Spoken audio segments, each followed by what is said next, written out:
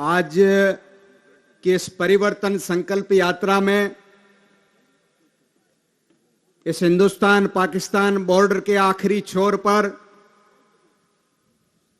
मेरे सामने बैठा ये देशभक्त जनसमूह, जो चाहे 71 का युद्ध हो, 65 की लड़ाई हो, जिसकी भूमिका कभी हिंदुस्तान की फौज से कम नहीं रही, ऐसे शानदार और जानदार लोग आप सभी का इस परिवर्तन संकल्प यात्रा के इस पंडाल में बाबा गरीबनाथ की धरती पर जोरदार तालियों के साथ हार्दिक अभिनंदन और स्वागत है। हम सब आज एक परिवर्तन का संकल्प लेकर के यहां आए हैं और वो संकल्प क्या है? वो संकल्प आपके दिल और चेहरे कह रहे हैं कि पिछले 5 वर्षों से राजस्थान में जयपुर की गद्दी पर एक सरकार जो बैठी है, जिस सरकार को जनता ने अपने वोट से चुना, लेकिन उस सरकार के क्या कारनामे रहे? अभी लंबी चौड़ी बात वक्ताओं ने अलग अलग मुद्दों पर आपको कही। न बेरोजगारों को भत्ता मिला, न किसान की कर्जा माफी हुई, न किसी गरीब के घर में चूल्हा ठीक से जलाने के लिए कोई मदद हुई, न कोई जन सुनवाई हुई।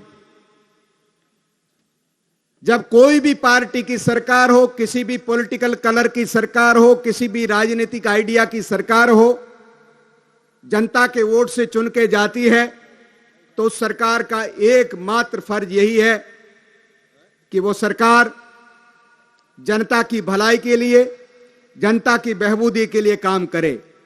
चाहे वो गांव का सरपंच हो, चाहे वो राजस्थान का मुख्यमंत्री हो, और चाहे देश का प्रधानमंत्री हो, उसका पहला और आखिरी फर्ज है कि वो जनता की भलाई के लिए काम करे।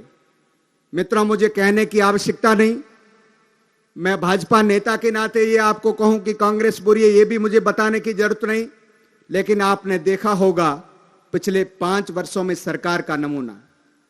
पिछले 5 वर्षों में ये सरकार आपस की लड़ाई में कभी होटलों के कमरों में बंद रही, सरकार का उप मुख्यमंत्री दिल्ली जाके किसी फार्म हाउस में कैद हो गया, तो सरकार का मुख्यमंत्री 5 वर्ष तक अपने ही उप मुख्यमंत्री और पीसीसी के चीफ को निकम्मा, नालायक, गद्दार और न जाने क्या क्या शब्द कहता रहा। ऐसे शब्द कोई सभ्य व्यक्ति एक सभ्य व्यक्ति को कह नहीं सकता। इस तरह के 5 साल का ये जो नमूना हमने देखा इस शासन का, जब शासन आपसी लड़ाई में उल्टा रहा तो जनता परेशान होती रही।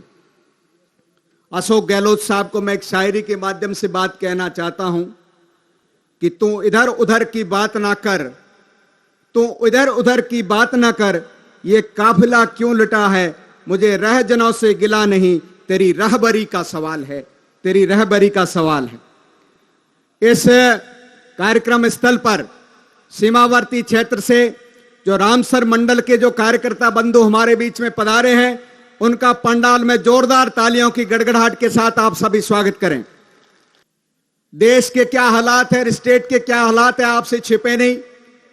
एक तरफ हिंदुस्तान चांद पर पहुंच गया है, हिंदुस्तान दुनिया के उन 3-4 देशों में है जिसके यान चंद्रमा के ऊपर उतर गए, और पूरा देश वैज्ञानिक नरेंद्र मोदी के नेतृत्व में नित नए कीर्तिमान स्थापित कर रहे हैं। और दूसरी तरफ जो कांग्रेस का यान है राहुल गांधी का, उसको बार बार लॉन्च करते हैं, बार बार लॉन्च करते हैं और बार बार फेल हो जाता है। तो ऐसी सरकार जो एक परिवार के इर्द गिर्द, ऐसी पार्टी जो एक परिवार के इर्द गिर्द पिछले 70 वर्षों से चल रही है। इस देश में लोकतंत्र आए 70 साल हो गए। 70 सालों में हम और आप जो हमको अच्छा लगता है उस परिवार का नेता चुनते हैं, उस जाति का नेता चुनते हैं, उस कलर का नेता चुनते हैं, लेकिन कांग्रेस के अंदर नेतागिरी करने के लिए एक परिवार फिक्स है। जब भाई लोकतंत्र में ही जब एक परिवार फिक्स है, तो राजाशाही में क्या बुराई थी? राजाशाही में भी रानी के पेट से राजा बनता था, ये फिक्स था कि यही जो है रानी का बेटा राजा बनेगा। कांग्रेस में भी फिक्स है कि जो गांधी नेहरू फैमिली में, उस परिवार में जो पैदा होगा वो कांग्रेस का मुखिया होगा, वो देश का मुखिया होगा, असली मालिक वो होगा।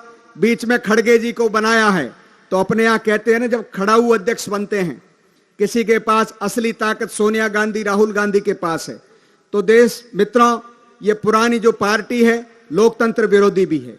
अब यहां के अपन स्थानीय समस्याओं की बात करें, अभी सीमावर्ती क्षेत्र खबडाला से आप लोग पधारे हैं, कह रहे हैं कि पिछले 10 दिनों से गायें प्यासी मर रही है।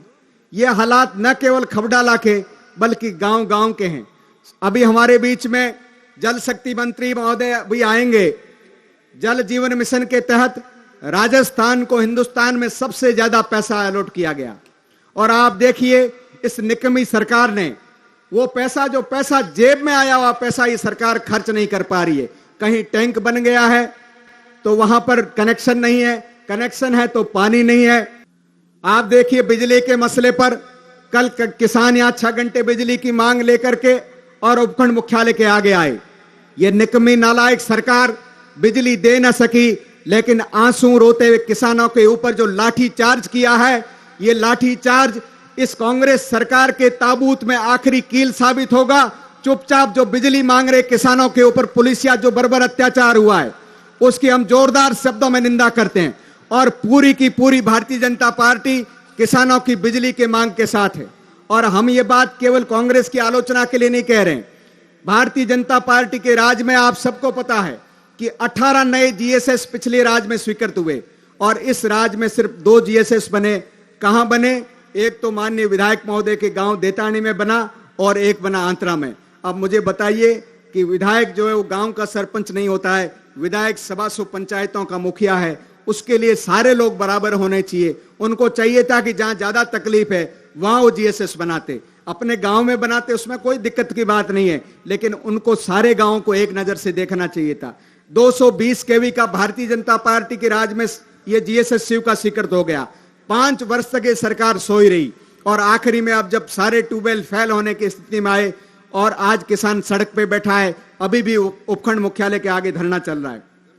बीजेपी के राज में आज के हमारे नेता प्रतिपक्ष माननीय राजेंद्र जी राठौड़, जो पंचायती राज के मंत्री थे, आपको हमको पता है कि गांव का सरपंच, राजस्थान का सरपंच जो भी मांग लेके गया, उन्होंने पूरी ताकत के साथ उस मांग को पूरा किया, और भारतीय जनता पार्टी के राज में गांव का विकास चरम पर था। लेकिन इस राज के अंदर जो पंचायती राज के मंत्री है माननीय रमेश जी मीणा, 2 साल से भारत सरकार का जो पैसा आया हुआ पड़ा है, आज किसी भी ग्राम पंचायत के खाते के अंदर एक धेला भी जो नहीं आ रहा है, और नरेगा के निमित्त तो 1 रुपया भी नहीं आ रहा है। और माननीय जो पंचायती राज के मंत्री है, उनको दुनिया में खुद ही राजा हरिश्चंद्र उनको लगते हैं, और बाकी जिन सरपंचों को आपने हजारों वोट देके चुना है, वो सारे सरपंच इनको चोर लगते हैं। तो इस धरती पर तो सबसे जो भ्रष्ट पार्टी है कांग्रेस, रमेश जी मीणा को अपनी ही पार्टी के अंदर जो भ्रष्ट लोग हैं, जिनका चिट्ठी रोज उनकी पार्टी के एक नेता भरत सिंह जी कुंदन पर रोज लिखते हैं कि खान मंत्री भ्रष्ट है, ये मंत्री भ्रष्ट है, उनकी बात को सुनना चाहिए। अपने कैबिनेट के सहयोगी जो भ्रष्ट लोग हैं, उनके भ्रष्टाचार पर ध्यान देना चाहिए। और जो सरपंचों के खाते में पैसा बंद कर दिया, तो गांव का विकास तो पूरी तरह से बंद हो गया। यही हालात स्कूलों के हैं।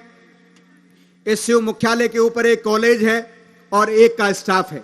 ये सरकार की शिक्षा नीति है। स्कूलों को आपने 12वीं कर दिया, इसका हम आपको धन्यवाद देते हैं, लेकिन स्कूल 12वीं करने के बाद में एक भी टीचर जो है स्कूल के अंदर नहीं है। यही हालात अस्पतालों की है। शिव का मुख्यालय का अस्पताल हो, रामसर का अस्पताल हो, चाहे गडरा का अस्पताल हो, कहीं पर भी न डॉक्टरों की सुविधा है, न जांच की सुविधा है। थोड़ी बहुत भी तकलीफ होते ही हम सबको यहां से जोधपुर जाना पड़ता है। मेरे कहने का, अर्ज करने का इतना ही अर्थ है कि जिस राज में सुनवाई नहीं हो, जनता चारों तरफ से त्रस्त हो, उस राज को पलटने का ये मौका आ गया। और शिव की जनता हर बार फैसला करती आई है। जब भी स्टेट के अंदर भारतीय जनता पार्टी का राज आता है, शिव की सीट भारतीय जनता पार्टी के खाते में जाती है। आप इस बार भी पूरे संकल्प के साथ, ये हम संकल्प आज करके जाएं इस परिवर्तन संकल्प रैली में, कि स्टेट के अंदर, जयपुर के अंदर भारतीय जनता पार्टी का राज बनना 101% तय है। अशोक गहलोत का यहां से विदा होना एकदम तय है, और इनके कांग्रेस के जो सर्वे है उनमें भी इनकी हार शर्तिया तय है। और आप दोनों संकल्प, दोनों हाथ भर के संकल्प लीजिए कि भारतीय जनता पार्टी के कमल के फूल को इस बॉर्डर से हम विजित करके भेजेंगे। और मैं एक आखिरी नारा दे रहा हूं, इसके साथ अपनी बात समाप्त करूंगा। इस नारे के साथ मेरे साथ बोलेंगे, मैं बोलूंगा, धक्को मारो जोरासू, आप कहोगे लारो छूटे चौरासू। धक्को मारो जोरासू, धक्को मारो जोरासू, छूटे चौरासू। मैं कहूंगा एक धक्का और दो, आप कहोगे गहलोत गद्दी छोड़ दो। एक धक्का और दो, गद्दी छोड़ दो। एक धक्का और दो, गद्दी छोड़। बहुत बहुत धन्यवाद, आपने मेरे को इतने आदर से सुना। अब कुछ ही क्षणों में हमारे बीच में हमारे केंद्रीय नेतागण आएंगे, उनको बड़े जोश खरोश के साथ आप सुनेंगे। बहुत बहुत धन्यवाद, बहुत बहुत शुक्रिया।